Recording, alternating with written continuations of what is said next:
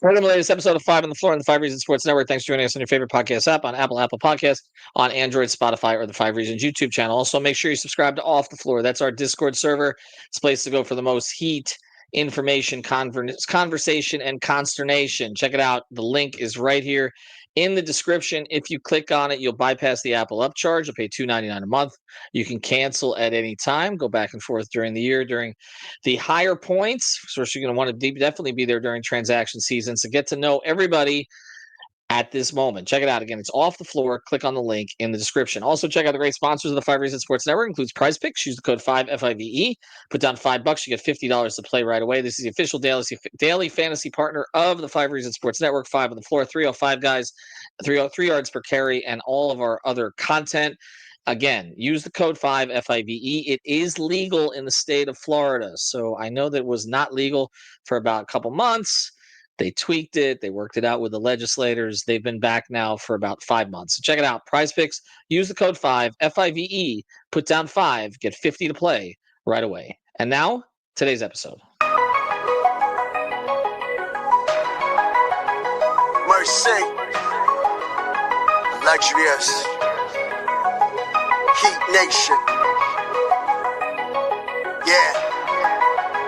Mercy and Lago. Down to Biscayne. Yeah.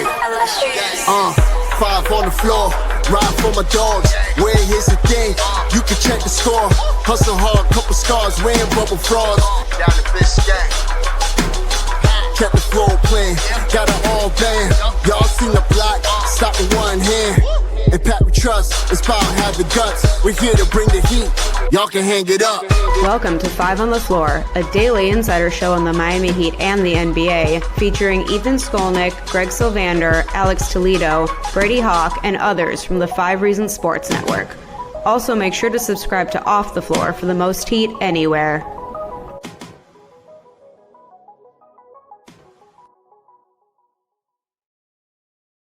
All right, welcome back to Five on the Floor. Here's today's floor plan. First thing we're going to do, Mercy. If you're listening, our guy Mercy, who wrote the intro song, we need something about blown fourth quarters. Something. We're gonna stitch that in. We don't want to make people feel worse about this, but we got to be true though. We got to be true. I mean, there's a lot of stuff we're not trusting right now. Anyway, I'm Ethan Skolnick. You can follow me at Ethan J. Skolnick at 5 Reasons Sports. We got Alex Toledo. You can follow him at Tropical Blanket. We're going to be giving you episodes on the off days here. We know that some of the game night episodes have been depressing. I wanted to say, appreciate our guy Greg Sylvander for holding that down at the home games. Now, it's one thing for Alex and Brady and I to have to watch the Heat blow 17-point leads in the fourth quarter every night. It's another thing for Greg to have to set up and do a live or even not live post-game show after it and try to tell you what happened when it's the same thing that's happened over and over and over.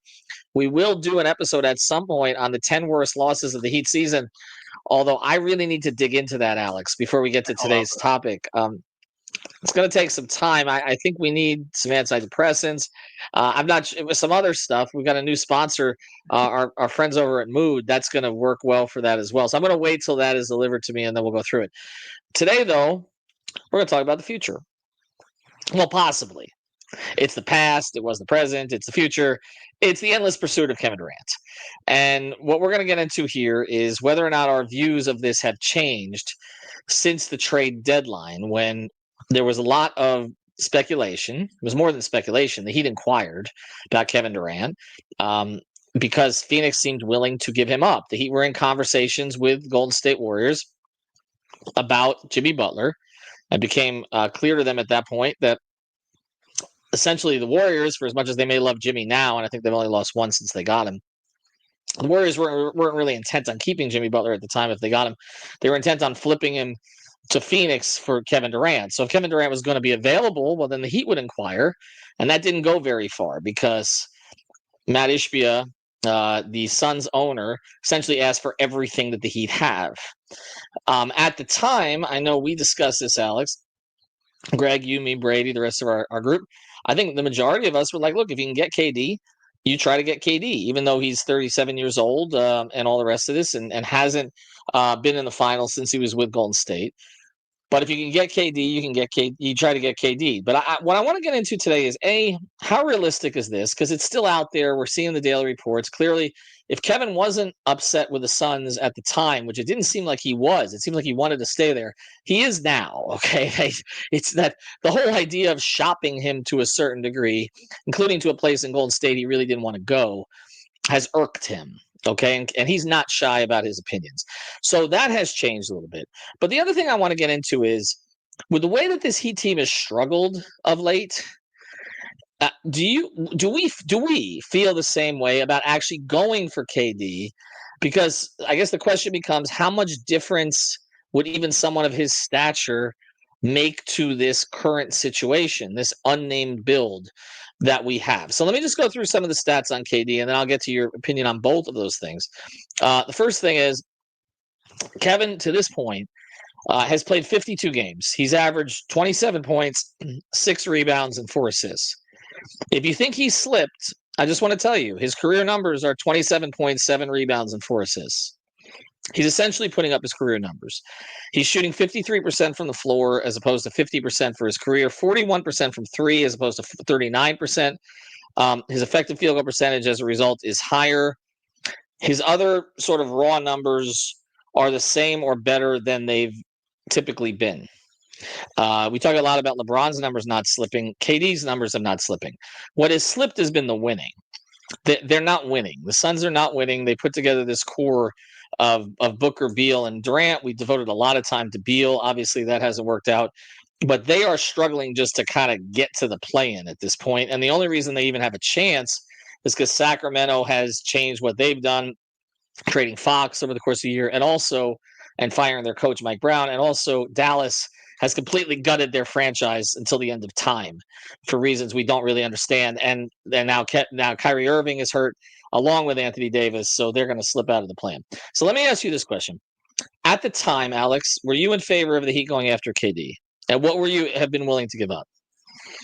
I was just because like we had gone into the season and they did too with this idea that they're still in the mix to be a quote unquote contender, whether they're a favorite or not. I think that's kind of the idea in place, right? Was, we're going to be in that mix.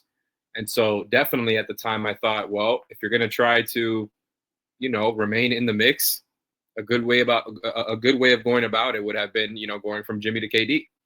For sure. And so, and like you mentioned, even though, it's kind of like LeBron, we know they're not exactly at their peak anymore, but they're extremely productive still and haven't really fallen off a whole lot in age. Like Kevin Durant, 100% checks off those boxes for like all the things that he could use, right?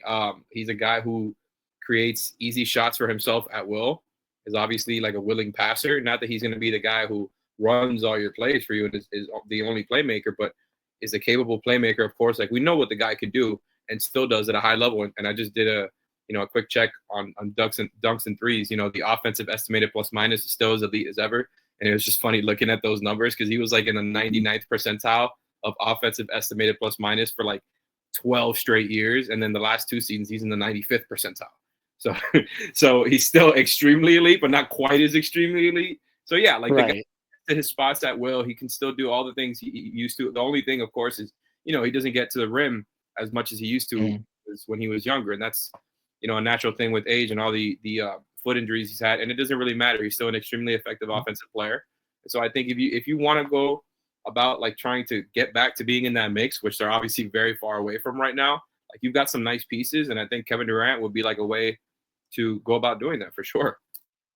Well, we've talked about one of the problems they have offensively is getting to the line. This has been a real issue lately. This is one of the things that Jimmy provided that they can't replace or have not been able to even come close to replacing. We saw Tyler getting the line a little more. Bam, that's trailed off now, especially Tyler. And then you're ending up at the end of games where you get teams in the penalty and you can't get a free throw for 9 minutes because you just don't have anybody, again, who commands the officials' respect enough to get to the line. KD's free throw numbers have slipped over the years. He was peaked at like the 10 to 12 range per game, and now he's closer to 6. He's been there for the last 3 years. It still would be right there with Bam in terms of leading the team. I don't think there's any question that Kevin Durant would make the current team better. I'm not going to argue that. I said at the time, if you can get KD, you go get KD. I don't think he's going to slip in a dramatic way over the next couple of years. Just like I felt Bosch's game would age well, Durant's game has aged well, and it will continue to because he's one of the great. Mid-range to distance scorers in the history of the game. He can get a shot off in any situation. He has the height to do it, the length to do it. I don't think that changes. I guess the bigger issue before we get into who you would trade for him. Yeah, I Okay. completely forgot to answer that part. I'm sorry. Well, no, let's delay that. Actually, I prefer to delay that. I guess here's where I'm at on it. At the time, okay, the thought was, okay, try to stay competitive. I think we've seen over the past 3-4 weeks that this team may have more distance from being a contender than we even believed at the time. And we knew that they would take a step back without Jimmy, but they had played reasonably well without Jimmy. And it's just fallen off a cliff since he's left. And I was talking to Brady about this on the way out of the arena after they lost to Charlotte. I mean, again, 17-point lead against Charlotte, team that was 0-11 in its division, is not even really trying to win. They blow that game. And I said, Ray, I don't understand. I said, I don't, because they looked like they had some competence without Jimmy when he didn't play at times. And they've since added Wiggins and Davion Mitchell and Kyle Anderson. So they've added some depth to this group. Yes, they've lost Jovic. And yet now they look completely lost. His feeling is maybe it's because, Bam and Tyler having to take on more. They're not ready for it, that it's more mental at this point with some of them. But I don't know that adding Kevin, I guess I always say, look, you get a guy like KD, you go get a guy like KD. We know the relationship between him and Spo. But I just think that at this point, I don't know that adding KD to even the bulk of this roster, Bam and Tyler, let's say they're both still here, okay? And then we figure out what the young pieces are that are here or not. I guess I'm doubting if he can't lift a group with Booker and Beal, is he going to be able to lift a group? I mean, they're not even in the play-in right now. Or they are. I guess they're 10th. Okay, it depends on the day. Have you changed your perspective on the idea of going for him based on what you've seen from the rest of the Heat at this point? Tough question. I'm going back into the character here, being into the brand, but it is a tough question because I think it's one of those things where you have to, if you're the Heat brass, right, you have to pick a direction of some sort. And if your whole thing is just the priority number one, which I suspect will be the case this summer, and what we're going to be doing a whole lot of pods about, is that they're trying to get back into the mix. They're trying to get back into that, outside contender mix at the very least. And I think, the fact that it seems like KD is not against playing in Miami, of course, does not make anywhere near a guarantee. But the fact that there is some interest, I guess, some sort of interest, that's already enough for the Heat. That's like a shark seeing blood, right? That's somebody who, you've chronicled has, the Heat have gone after so many times. We can all see this coming, that they're gonna go after him, especially as Shams and Windhorst, right? Two of the most credible national guys out there when it comes to reporting things, both said it's basically a done deal that he's gonna get moved this summer. That everybody in the league knows it, So the Heat basically, in my read on it, is they made the decision at the deadline to not go all in because they felt they could get him for potentially less this summer. Now, I don't know if that's going to end up working out in their favor as far as what they're willing to offer, but I think that part of it makes sense because there's going to be, more leverage in the sense that, there's only one season left. Like I mentioned, everybody in the league knows that it's going to, this is happening. There's, the Suns, even though that report came out the other day from Dwayne Rankin of the Arizona Republic that they're trying to get 3 first-round picks and a very nice young player or something like that. I don't know if they're going to be able to get all those things. Yeah, that sounds nice in a vacuum because that's the type of player Kevin Durant is, and that's of course what you would demand, what you would start at. I don't know if they're going to be able to get all those things, and I don't think the Heat are going to offer all those things. Just knowing, that's my read, of course. Just knowing how they've operated in the past for a guy that's that much older. So if you're talking about the entire, let's say where Jovic, the salary filler, and multiple picks, I don't think the Heat are going to do it. I don't think they are. And I think as far as what I would do, if you decide to try to get back into that contention mix, I say you do it. Now, I'm not saying you trade 3 first-round picks and all your young players, but I say you give your best, your best faith offer, because otherwise, I'm not really sold that the other direction is the right way to go either. You know what I mean? Like, I think you can go into it though, because like you've got these picks, right? Like the way that they're going, their stubbornness is unironically tanking for them, right? Because they're 100% trying to win. Shout out to Frankie G, who made this point on Heat Beat last night, but it's 100% true. It's like their stubbornness got them here to this roster situation, and now the stubbornness is going to accidentally lead them to a higher pick because they're actually trying to win, and the things they're trying to win, and it's working against them because of their stubbornness. So like, and either direction, I think it's going to be. They're going to go for KD, and if it doesn't work out, they kind of just just like what happened with Jimmy, they let kind of like the results decide the direction for them, and then they'll just lean into making the draft picks, I guess. But there's an issue to that, and then we'll go to the break and come back on it. There's an issue to that, which is that the draft comes before free agency. No, they'll make the picks. So we don't know if they'll stay. Right, but you may be making the pick for somebody else, right? But the draft comes before free agency, and of course they don't have control over the Golden State pick, but it looks like they're going to get it. It looks like it's going to be somewhere in the 18 to 23 range, something along those lines. And then their own pick, of course, they're going to keep it. And then they got the whole issue if they keep it. And again, that's if they don't qualify for the regular playoffs out of the play-in. And if the problem is if they keep it, then they've got a whole bunch of unprotected picks coming up and very little flexibility in terms of picks that they can trade. So that's the trade-off. It's a little bit of a deal with the devil here. But you're right. I mean, their stubbornness about trying to make the Terry Rozier thing work is probably going to put them in the position to be, I don't know, out of the playoffs and keep their pick this year. But it's not like the NFL where free agency comes first and then the draft. It's the other way. I've always said that they should do free agency first, and then you fill in your draft pieces after that. But they won't go to the NFL model on that. I'm not talking about the Heat. I'm talking about the NBA. So anyway, that's where that's at. I mean, I think on the other side is we want to talk about, okay, who are we willing to move here to get KD, because Ishbia asked for everything. It's going to be hard for him to come back to the Heat unless he's got nothing else out there, okay, and say, no, we'll just take this, okay? I think that, and also he's clearly making the decisions there, but I don't know that James Jones is going to have a role there next year. That's not clear. I mean, we talk about the Heat being a bleep show to a certain degree in terms of what we'd hoped for. It's nothing compared to the Suns. I mean, the Suns put this team together to win now, like that immediately. Like they no qualms about it, spared no expense, and it's. I mean, they're fighing with Dallas, which has 7 players right now, and Caleb Martin's on a 15-minute restriction. Like and that's their 8th. The Heat and the Suns are both looking at Dallas like, thank God for them. Right, exactly. All right, we'll get into more of this on the other side of it. Do want to introduce a great sponsor, the 5 Reasons Sports Network, our friends over at Cousins Moving. And now it's time for Who's on the Move, sponsored by our friends over at Cousins USA Moving and Storage, family owned and operated since 1996. They can service both residential and commercial moves, whether you're going across town, across the state, across country, and even across the globe. They have a 15,000 square foot private warehouse in Lauderhill, Broward County. The number one priority for Cousins Moving is transparency and being honest with their customers. They have a very low turnover, with most of their movers working for them for over 10 years. So find them online at Cousins Moving on Instagram, Facebook, and Twitter, or visit the website at www.cousinsusa.com/5RSN. They've got an exclusive offer through 5RSN. You get 5 free wardrobe boxes with your next move, so there's no need to pack your clothes away in suitcases. Just mention 5 reasons. And now, who's on the move?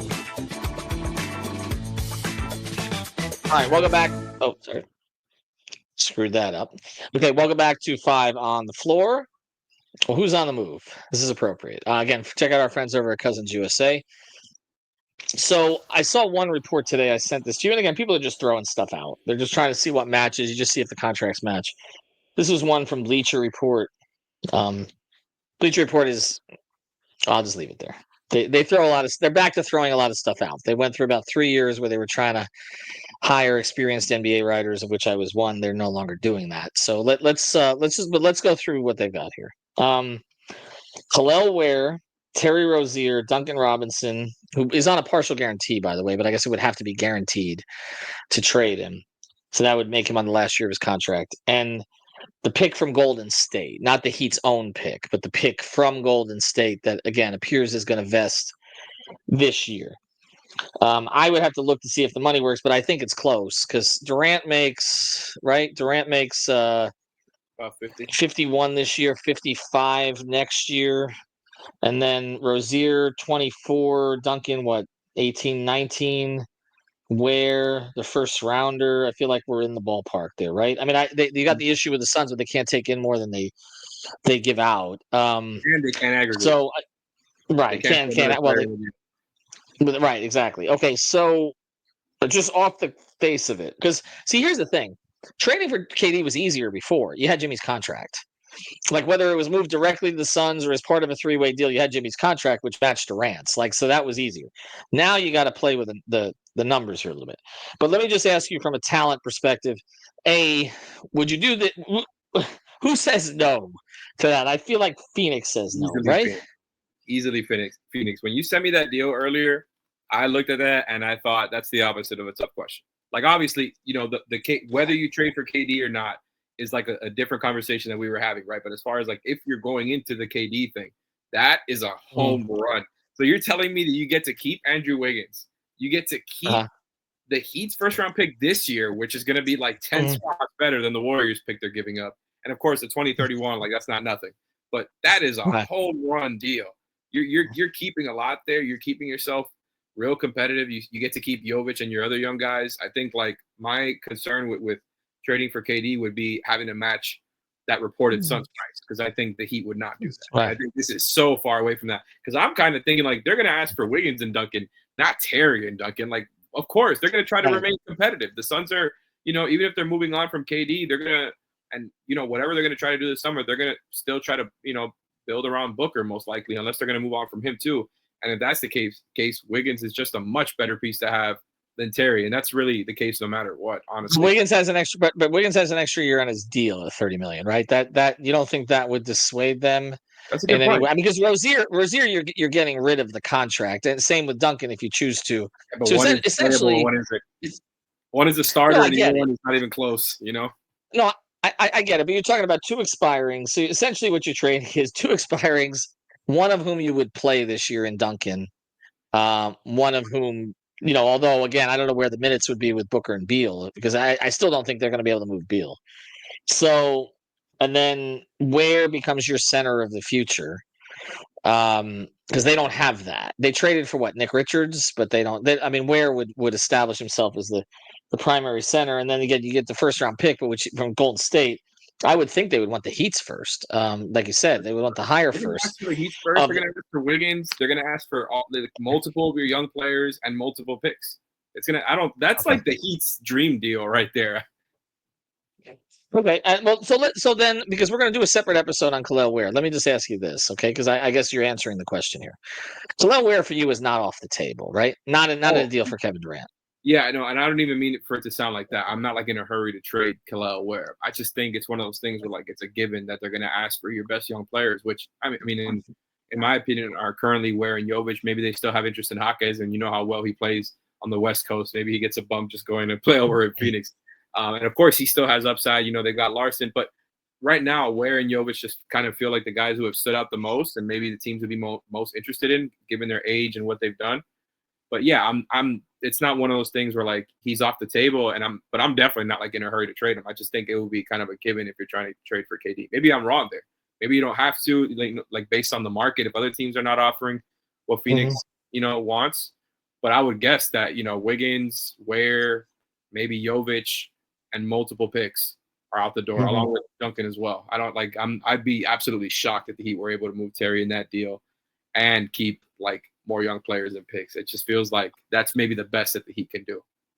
For as much as I would agree with you on that. I guess this would leave you with a lineup, and again, other changes could be made. This would leave you with a lineup of Bam back at the 5, by the way, with KD at the 4, Jovic coming off the bench, right? Unless you can figure out a way to play him in that front line, which would be interesting from a playmaking standpoint.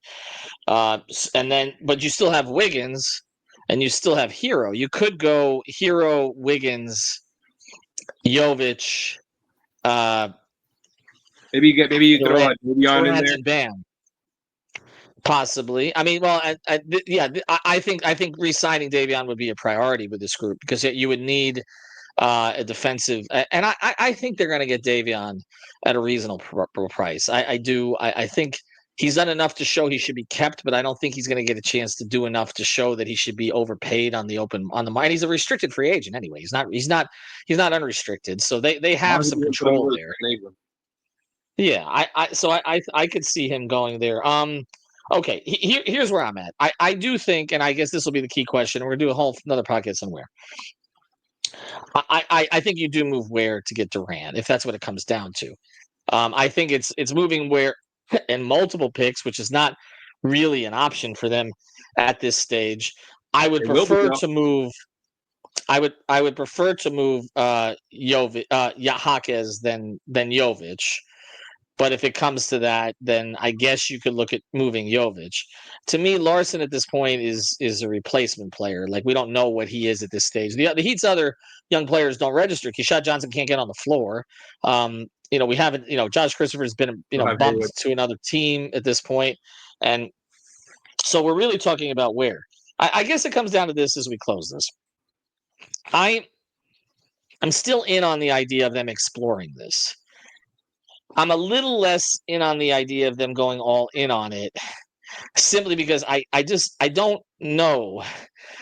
With Durant's injury history, okay, and with the clear inability of Bam and Tyler to both play well at the same time, to be able to carry anything if necessary. Like we've seen Bam play at this really high level now for 4 or 5 weeks, but let's be fair. If Bam was playing at this level early in the season, maybe some things that went wrong don't go wrong. That his play was a problem the first month or two of the season.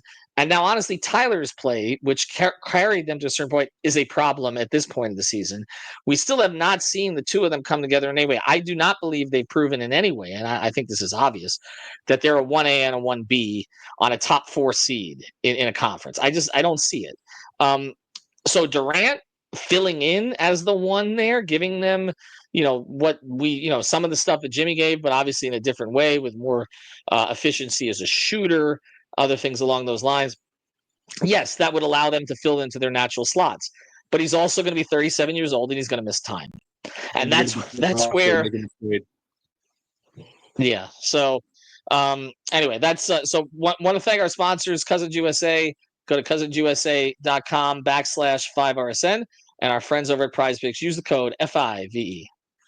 Thank you for listening to the 5 on the Floor on the 5 Reasons Sports Network. After all, someone needs to listen to my dad.